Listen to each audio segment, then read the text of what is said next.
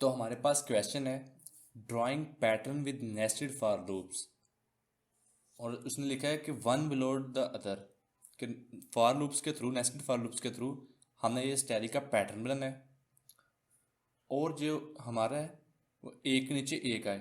तो ये क्वेश्चन के पार्ट हम पार्ट दो कर लेते हैं इस क्वेश्चन के। पहले पार्ट में हम जिस जिस तरह उसने कहा है कि एक के नीचे दूसरा पैटर्न आए, इस तरह कर लेते हैं। और दूसरे पार्ट में जिस तरह उसने लिखा हुआ है, जैसे पिक्चर में है, सेम टू सेम इस तरह का पैटर्न बनाएंगे। तो दूसरे पार्ट में वो करेंगे, इस पार्ट में एक नीचे एक कर लेते हैं। तो स्टार्ट करता हूँ, हम पहले पैटर्न ए बना लेते हैं। मैं लूप इन एन लेता हूँ 10 के इक्वल, क्योंकि जो हमारे है ना स्टेरिक्स का, वो 10 लाइंस है हर स्टेरिक में। तो एक दफ़ा एन को मैं 10 इनिशियलाइज करवा देता हूँ। देन मैं लूप लेता हूँ for int i is equal to 1, i less than equal to 10 and then i plus plus. ये हो गया। एक नेस्टेड लूप लगाता हूँ for int j is equal to 1, j less than equal to i then j plus plus. मैं इसको सी out करवा लेता हूँ। सी आउट मैंने करवा लिया स्टैटिक,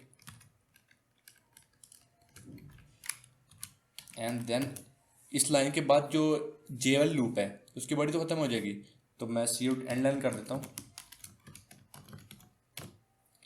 तो मैं अपने प्रोग्राम को रन करता हूँ, तो उसने ये हमारे पास बना दिया। कैसे बना तो मैं समझाता हूँ थोड़ा सा आपको। पहली दफ़ा हमारे पास आई की वैल्यू 1 आई, उसने जे की भी 1 थी। उसने क्या किया, ये मैं ऐसे कर देता हूँ। अच्छा, तो आई की वैल्यू हमारे पास पहली दफ़ा 1 आई, जे की भी 1 थी, तो जे हमारे पास सिर्फ एक दफ़ा चलेगा, क्योंकि जब जे की 2 हो जाएगी ये नहीं चलेगी, तो एक स्टैटिक प्रिंट हो गया। देन आई की वैल्यू 2 होगी, जे 2 दफ़ा चलेगा, जब जे 2 दफ़ा चलेगा 2 स्टैटिक प्रिंट हो गए। इसी तरह जैसे ये लूप ख़त्म होगी, ये अपना काम करेगी, फिर एंड लाइन होता रहेगा। मसलन एक दफ़ा ये लूप चली, पहली दफ़ा एक स्टैटिक प्रिंट हुआ, एंड लाइन हो गया। फिर दो दफ़ा चली, आई की वैल्यू जब 2 हुई थी तो फिर एंड लाइन हो गया। फिर 3 दफ़ा चली, एंड लाइन हो गया। तो हम अपना पैटर्न बी की बात कर लेते हैं। तो मैं इधर एक और एंड लाइन लगा देता हूँ, एंड देन मैं ले लेता हूँ पैटर्न बी। ये तो हमारा जो आउटपुट है वो तो नहीं आएगा।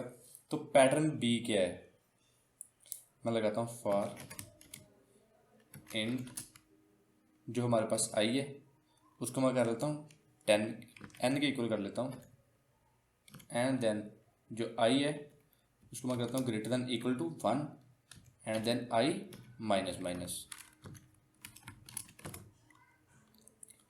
तो और मैं लगाता हूँ for int j is equal to 1 and then j less than equal to i and then j plus plus. मैं करवाता हूँ सी आउट स्टैटिक, हमारे पास स्टैटिक, एंड देन मैं करवाता हूँ सी आउट एंड लाइन। तो इसको मैं रन करता हूँ,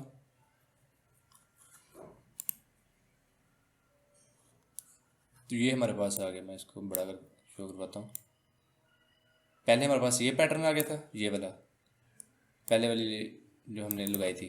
जो अभी बनाया है उसके थ्रू हमारे पास ये पैटर्न आ गया, ये वाला। मैं इधर लिख लेता हूँ ताकि हमारा जो है ना क्लियर हो पूरा व्यू। सी आउट को डालते हैं, पैटर्न है, मैं इसको कॉपी करता हूँ,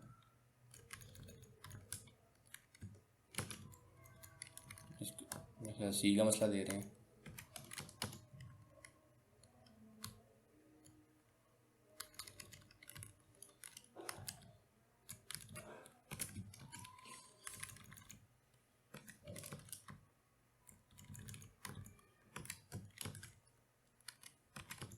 ये तो हमारे पास आसान था, मसलन इसमें हमारे पास कोई स्पेसिस की ज़रूरत नहीं थी। लेकिन अब जब पैटर्न सी पे जाएंगे उधर हमें पहले स्पेसिस की भी ज़रूरत पड़ेगी। तो वो करके देख लेते हैं। इसकी समझ लगे क्योंकि पहले पैटर्न ए समझा देता, अब मैं पैटर्न सी भी समझा दूंगा। पैटर्न सी, देन मैं सी आउट करवा लेता हूँ, pattern C, then backslash N.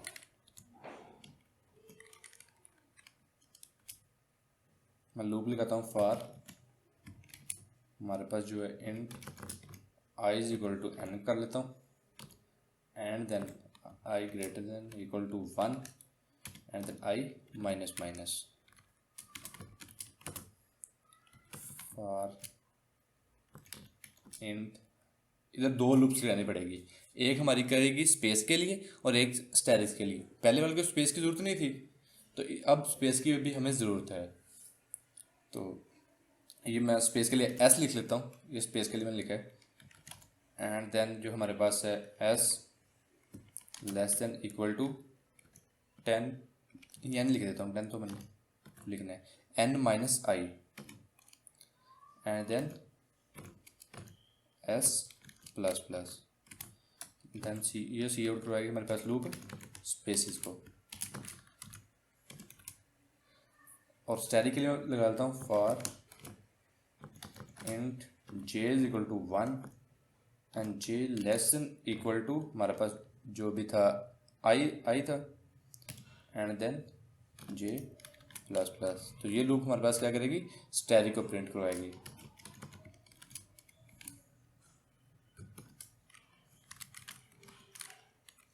And then इधर लिखता हूँ एंड लाइन। तो अपने प्रोग्राम को मैं रन करता हूँ,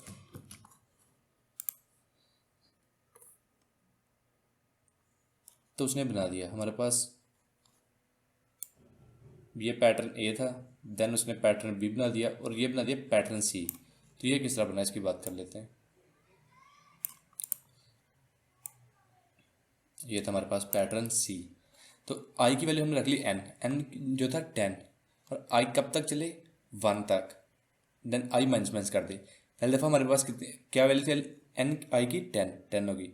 फिर मैंने स्पेस के लिए ले लिया एस, एस की वैल्यू रख ली मैंने 1, और एस को रख लिया s less than equal to 10 minus 10 कितना होता है, 0।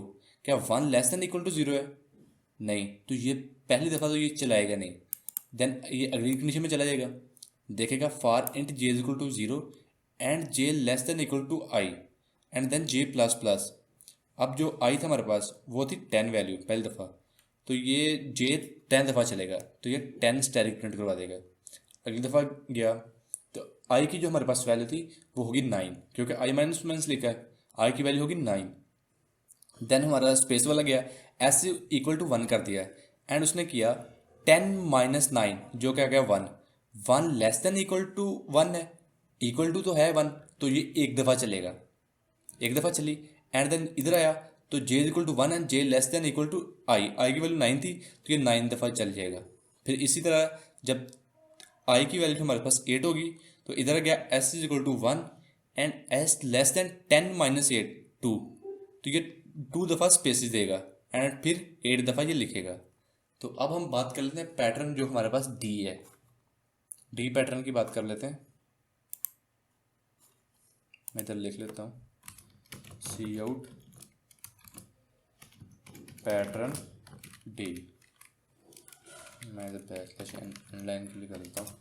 तो मैं पैटर्न डी के लिए निकालता हूँ फॉर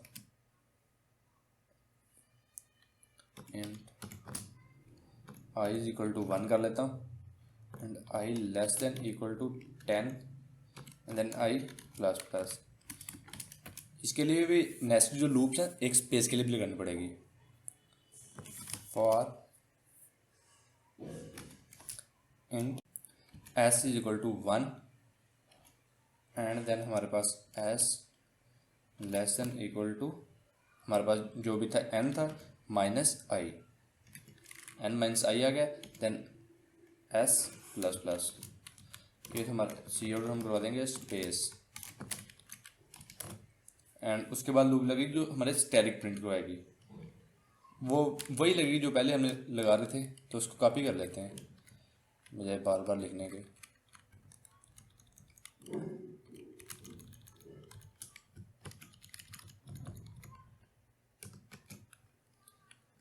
तो मैं इसको रन करता हूँ, तो इसने दे दिया हमारे पास, ये हमारे पास आ गया पैटर्न टी।